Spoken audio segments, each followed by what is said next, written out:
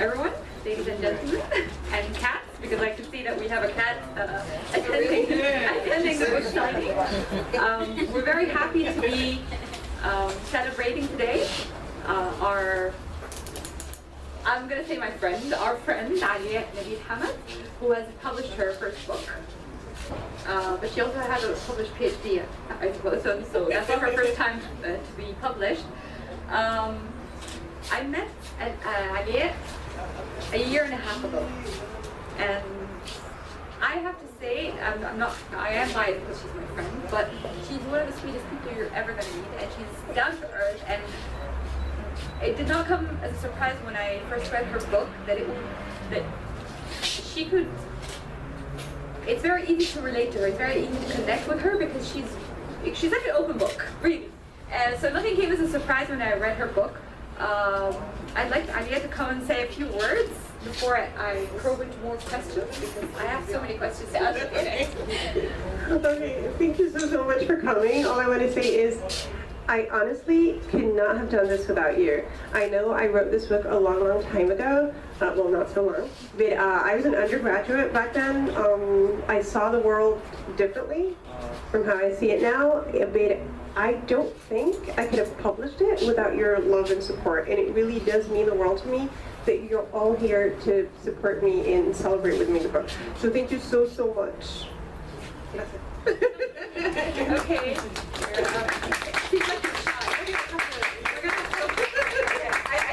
One thing we need to work on tonight is getting Aliaa to be more relaxed and less stressed, so we want her. Yes, we want her to open up. Okay. We love you. It's fine. Okay, Aliaa. How difficult was it to publish? And I'm not saying how difficult was it to publish a book, because it's easy writing a book and publishing it. The process is not so easy, but I mean it's possible if you really want to do it. But I mean, those things, the stories that you wrote, were very emotional. I think they were very personal. They consumed a lot of emotions from you. So how did you manage to get it out to the world without being scared of people criticizing or people knowing too much about you? Okay, so when I wrote the short stories, I wrote them for myself. I didn't write them for anybody else, and so I never expected anyone else to read them. And that was easy, because that was just me talking to myself. Years later, when my publisher, whom I have to thank today, Zamzam, you're amazing, when she showed interest and said, no, you have to publish these, you owe it to the world to get it published, it was a little bit easier, because in the past I didn't feel like sharing anything with anyone. I thought they were my stories. I thought that was a part of me. You're right. Yeah, you're always afraid of being judged. Like, I didn't want anyone to judge me. I didn't want anyone to jump to conclusions and say, oh, so she had that teacher that, oh, did she have a crush on her teacher? Who was that teacher? I didn't want people to guess or find out anything about my life that I wasn't ready to share. But later on, because it was so many years later, it was so easy, because you understand that even if you share your life story with someone, it actually adds to it. It doesn't take away anything from it. And it's okay. It's not necessarily being judged. This is for everyone who ever had a similar story to tell and didn't get to tell it. So I did that for them, and don't get me wrong, for myself as well. But it's also nice when people come up to you and say, oh my God, I so felt that happened to me, or I understand what you went through. I understand what you're still going through. I think we all go through the same struggles, basically, and we have the same fears. And so, yeah, it was difficult at first, but later on it was fine. And now I know and it took me so many years to get here, but now I know that it's okay if you tell your people your story. It's totally fine. That's how you learn, and that's how you grow. And no one really is perfect, so we shouldn't pretend we are. It's okay. Perfection is actually having faults, in having fears and trying to conquer them. So that's how I got over the fear of publishing. Okay, so what is one thing you obviously see, or the difference between Aliaa before the book and Aliaa after the book? Because now you've overcome that fear. You've overcome that fear of being judged by people because of your stories. Oh, your stories are beautiful, but what is one key change that you've seen, you're witnessing yourself? Okay, I think it was, you're right, but it was the other way around. I published the book because I had changed. I didn't change after publishing the book, but I changed before that, and that's what made me go ahead and publish it. Okay. Because I felt, like I said, it's okay. It's not, people are not really judging you. They're just getting to know you and realizing we're all the same. So when I changed, when I was ready to take that step, I published it. It wasn't the other way around. So what advice would you give to other people who are still in that position of wanting to get published but not ready yet? I would tell them, please get published, please share your stories. That's how we learn, that's how we grow. No one's going to judge you. People are not going to judge you at all. They're going to read and say, oh my God, I can relate. I understand this. Oh, this is cool. So no, you can never go wrong with publishing. Do whatever you want to do. It doesn't matter what happens next. Don't overthink things. Just do what you feel you want to do. Okay, that's very nice. I loved your answer, and I felt that not only was I inspired by your answer now, but I'm also inspired by the stories you heard, because I could personally relate to most of the stories. And there's one thing I'd like to share with the audience here. The way that Aliaa takes you on a journey with things. Sometimes, some stories are really sad in the beginning. So you start reading it and you say, oh my god, this is so sad. I cried in two of the stories. And then she always manages to like work you up, work your emotions up, and then she gives you a very happy ending. So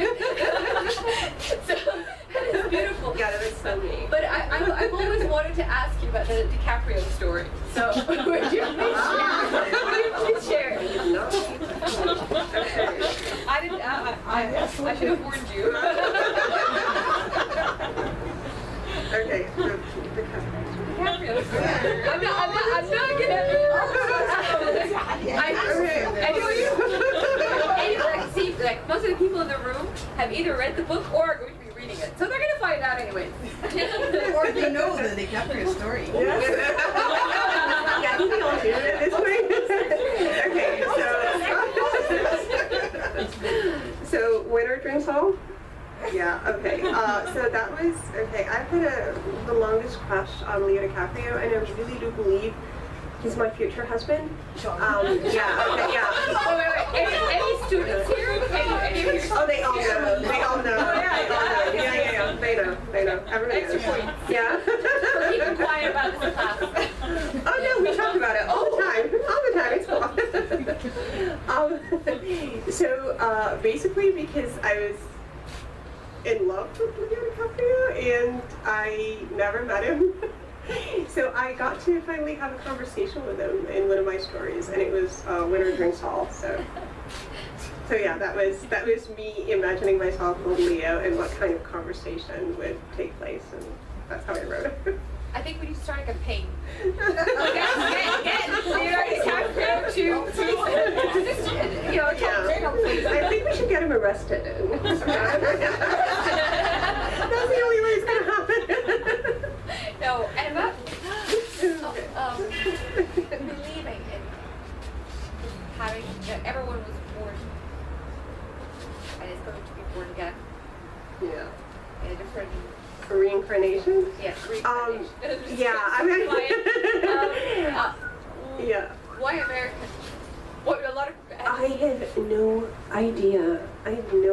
Okay, everyone here knows I was born and raised in Kuwait. I'm Egyptian. I went to British schools, not American schools. Yet it was America that I ended up falling in love with. And I've always felt that I was an American at heart. I was American in a previous life. Does it have to do with Leonardo DiCaprio? That was way before Leo. It was even way before Leo. I don't understand why I love America all that much. I mean, I love my American friends, but it doesn't explain why I love the USA all that much, and I defend it all the time, and I believe in it, and I want to live there. Perhaps it was the media effect. Perhaps it was Hollywood. I always thought it was the land of dreams. This is where I wanted to live. I think it's the idea of America being the land of dreams, and the fact that you can do anything in America. You can be anyone you want to be. No one will judge you. People will accept you for who you are. I think that's a big part of it. So yeah, because I couldn't explain when exactly and how it happened. I thought I was American in a previous life. That was the only explanation I could come up with at the time. Still do. Okay, some inspiration here. Give us some inspiration. Have you had any criticism for the book? Okay, people are so nice. Yeah, I'm sure deep down, and there's nothing wrong with that. Like, my stories are not perfect because I'm not perfect. And I can live with that now, which is something I couldn't have lived with years earlier. But, okay, I've had people who came up to me and said it was a little bit naive, like we felt you were very naive when you wrote this. And they're absolutely right. I didn't think of it as criticism. So I think it's actually our perspective and our perception of things, because whatever they tell me, I consider it constructive, and I look at it as something I can learn from.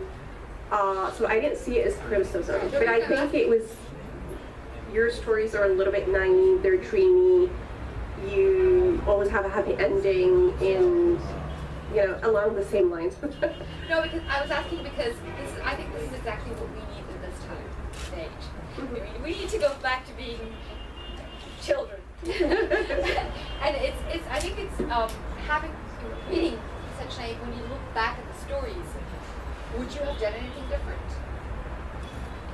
I don't think so. I kind of liked, this is something I was afraid of, because my publisher, Zamzam, when she read the stories, she fell in love with them as well. It was like, they were written a long time ago. They were meant for me, not for anyone else. I'm not sure. But now that I look at them, I feel like at first I wanted to change so many endings in so many stories. You want what? You want an unhappy ending? No, not necessarily unhappy, but different endings. Okay. And some stories I wasn't so sure about. But a few hours later, it just hit me. They're perfect just the way they are, because they represent who I was when I wrote them, and I was that person. So whenever they got repetitive or redundant or I don't know, naive or silly, that was me at the time. So that was a part of me, and I thought, no, maybe I want to leave them as they are, because yeah, that is the real thing. That's the and real it just deal. shows. I mean, the stories are very pure. You can see that from when you read the stories, they're very basic. I love how your sentences are very short, simple, and because a lot of us fall into this mistake. We tend to want to perfect everything, but the truth is, the way you go back and say, hey, I wrote this 10, 15, 20 years ago, and it was me, and I'm proud to have had the chance to write this, because we sometimes when we find something from the past, it makes us really happy. A toy that we've had from childhood. So it's good to have something written in such a beautiful way, and not only that, sharing it with the world. So when are you publishing them? No idea. No idea. I don't plan these things, they just happen. We want to commit to a date. I mean, I just heard half an hour ago that now the book is in a 5th edition. No. So, yeah, it was only published how many months ago? It was published late June, so June 28th or something. Oh, 5 months and This one. 5 months and the 5th edition, an edition every month.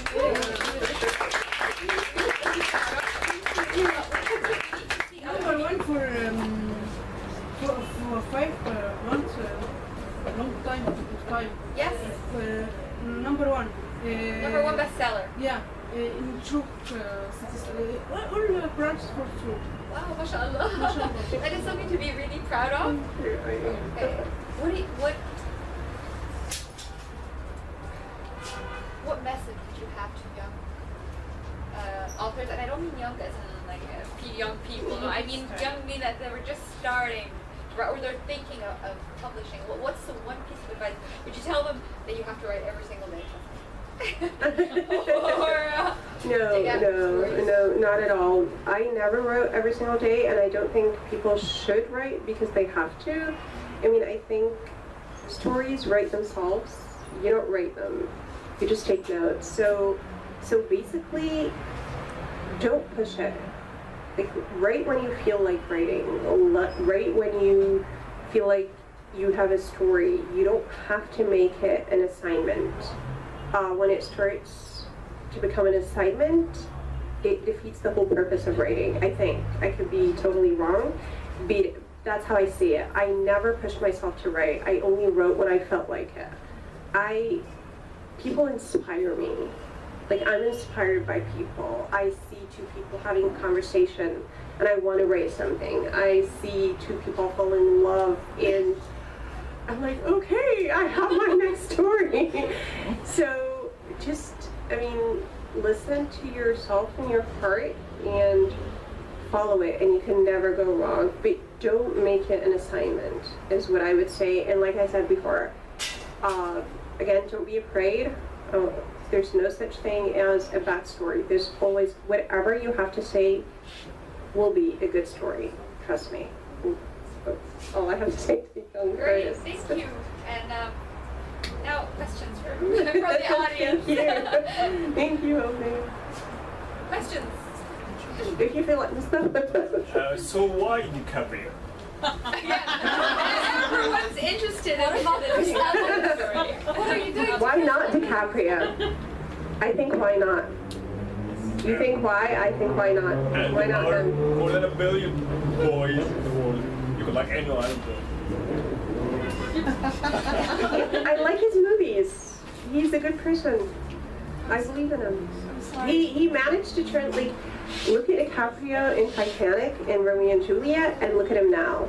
Look at the kinds of movies he makes. His performances. So.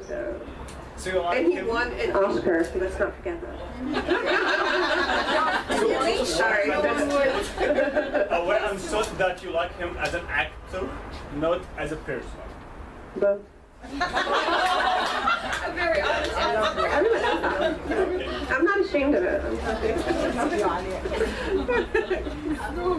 have questions about And did you have any obstacles through your journey while you were writing your book? Great question. Great question. Thank you, sweetheart. No, I didn't, but I think the reason I didn't have any problems or challenges writing it is because I wrote the stories for myself. I think I would imagine people would struggle and judge themselves and critique themselves way before getting published. Like, I can see myself now, my younger self, if I had written that book with publication in mind, I would have killed myself. Because I would have looked at each story and decided, oh, this is bad, or no, I cannot publish this, or this is too personal, or people are going to start asking questions. I imagine those are the kinds of problems that we go through when we want to publish something. Luckily, I didn't have to think about that. So, yeah, normally that would be it. But for me, no, it was a breeze. It was for me. I think that's Thank you. a perfect question. And you can relate that, for example, let's say you sing on your own. When nobody's around, and you're in your room, everyone's out somewhere, and you sing, and you think you have a perfect voice. Come and sing in front of people, and then all of a sudden you say that, oh my God, why am I singing so terribly? And it's the same thing. If you have an audience, I think if you're writing for the purpose of writing for a specific audience or writing for public, or you judge yourself too much. But because you did not have that intention, you were just putting out your feelings on paper, I guess they were on paper, right? Yeah. Not on the computer. No, yes. paper. You know, and I think that's also. I still do that. So. Yeah, I do that too. That's why sometimes technology can. I mean, I'm so proud of my friend. She's my best friend. And mashallah, I'm so proud of the outcome as well. But there's one question I never asked you. Why did you choose that title? Okay, be careful what you wish for. Yeah. Good question. Another good It's one question. of the stories. Yeah, it's not just one of the I stories. love that title. Okay, that particular story is okay. What happened was I had a good friend of mine who got engaged to her fiance, and I loved her fiance. I wasn't in love with her fiance. Don't get me wrong, but I loved him. He was a great person. He loved her. He supported her. He was always there. He was just the best life partner anyone could hope for, but she didn't like him. For some reason, she thought he was, the word she used was a wimp. She didn't think he was strong enough. He never stood up for himself. And so I felt really bad for him, and when I talked to her, I told her how great of a partner he made. She still didn't listen. And at the same time, there were stories in the news about police brutality. All I remember is afterwards I just started writing. I started to think of why her fiance was the way he was. Could there have been a reason for if he really was that kind of person, very weak, he couldn't stand up for himself? Could there be another reason, like he was sodomized by the police? Because these were the stories in the papers. And also because I thought the title, Be Careful What You Wish For, is something we all think of. We all want our lives to change. We all want a different story. And sometimes we get them, sometimes we don't. But sometimes the kind of story that we want doesn't make us happy. It actually makes us sad. It's not the happy ending we wished for. We just want it because we don't have it. So that's why I thought I'd go with that title. I kind of like that. I thought it's who we are. We always want what we don't have, and I thought it was something I would go with. Thank you, Donna. Any more questions? Oh, Okay. That's not relevant much, but who do you look up to? Who's your role model? My role model in general? Yeah. Okay. You're not talking about authors, just No. okay. The person who gives you hope into life, or the person who pushes you forward. Everyone and anyone. Okay, everyone has his own battle to fight. I just believe in people. Like, they really do inspire me. People are stronger than they give themselves credit for. I see single moms who are struggling to raise their kids alone, and I don't know how they do it. They inspire me every single day. I see underprivileged students who are struggling to get a degree, and I'm in awe of them, and I learn from them. So it's not, I don't have a role model. I see goodness in everyone, and I admire people for who they are and the struggles they're trying to overcome. So everyone in this room is my role model, and everyone in the world is my role model, because I know I can learn from them. So I'm sorry, that's not the answer you're expecting. It's very inspiring. It's a very inspiring answer, and that only shows how pure you are inside. You Not have to see the really. goodness and see the goodness in you. Remember, I want to marry DiCaprio, so I could be like this. All could be an act. So don't be fooled. I wish I were that person. Any questions? Why did you decide to publish? Like, what made you decide to publish? The trigger. Yeah, I got published because I was ready.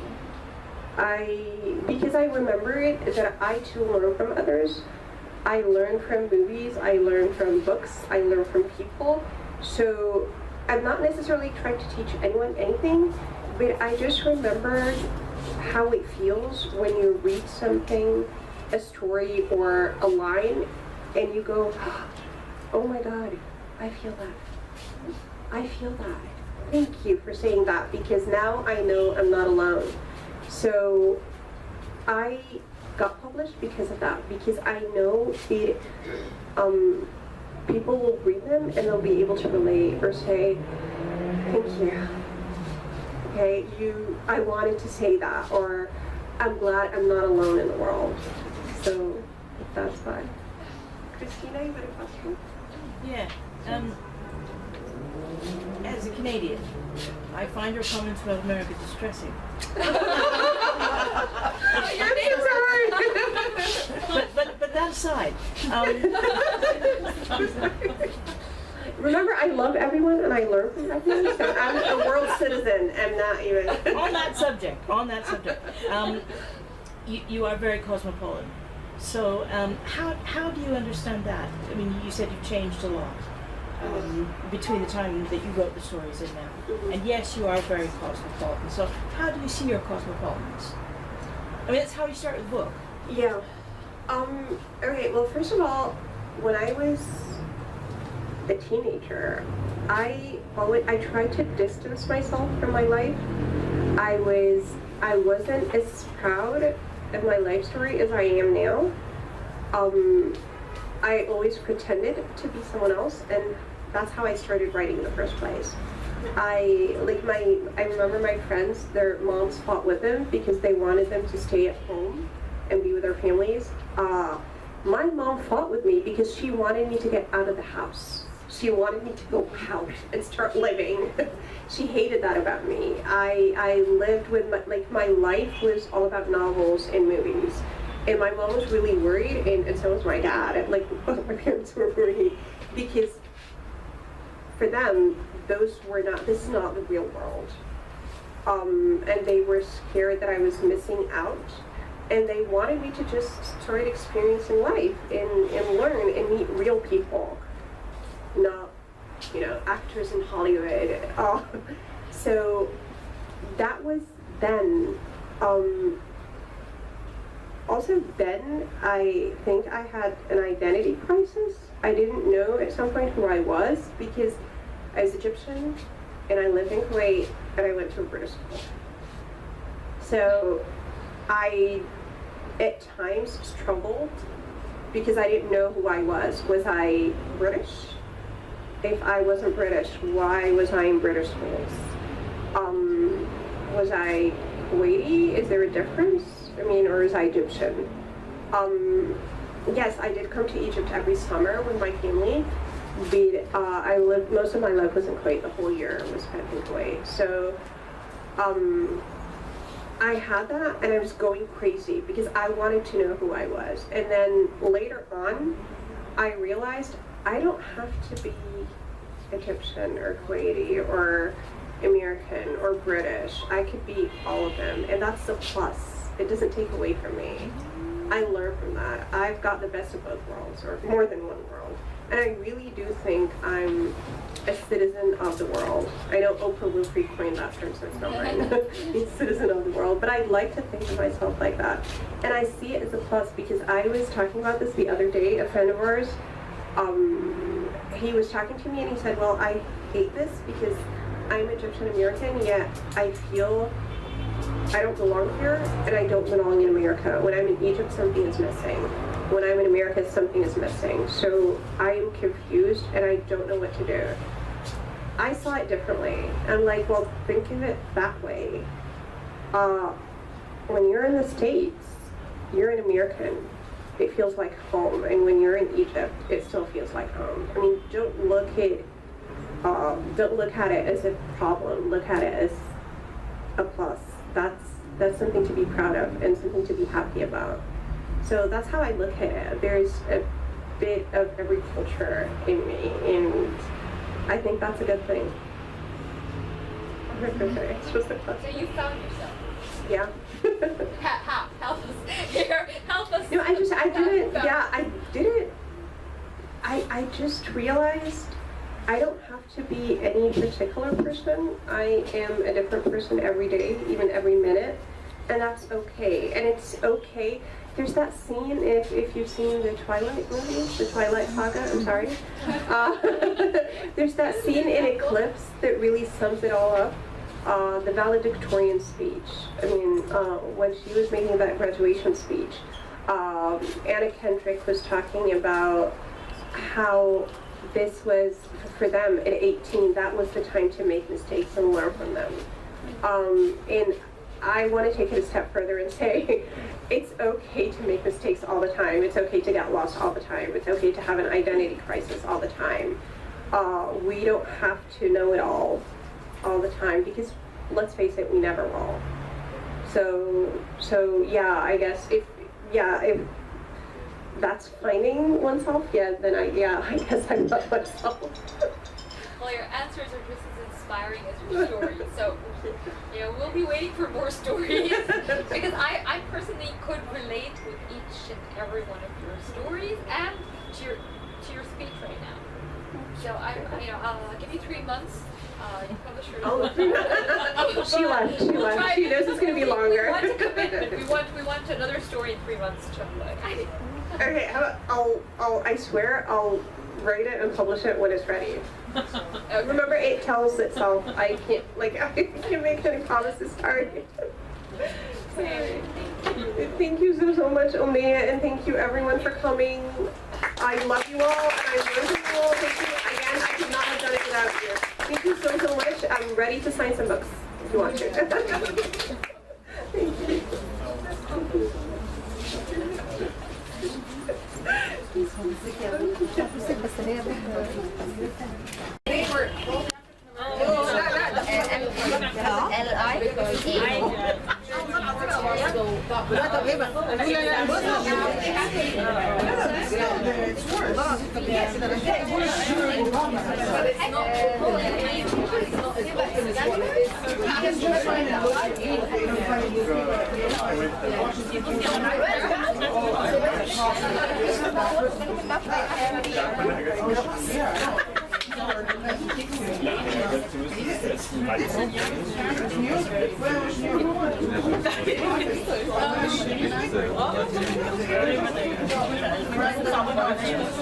My husband was working and he stopped his car on the way home. It was cold, it was raining, heavy, and there were 2 nurses walking home.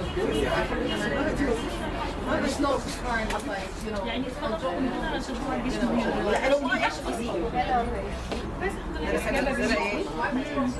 why would you stop your car for me? That never happened. I feel great. Alhamdulillah. I feel much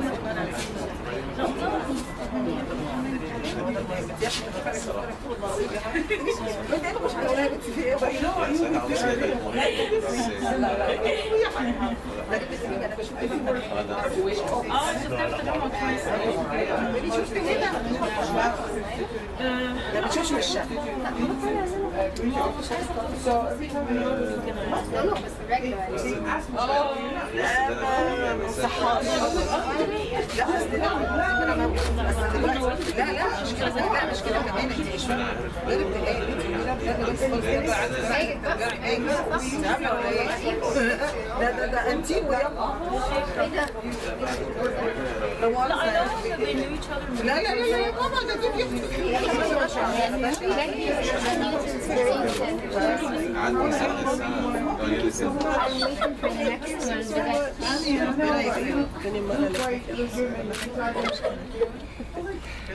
And then the most big thing is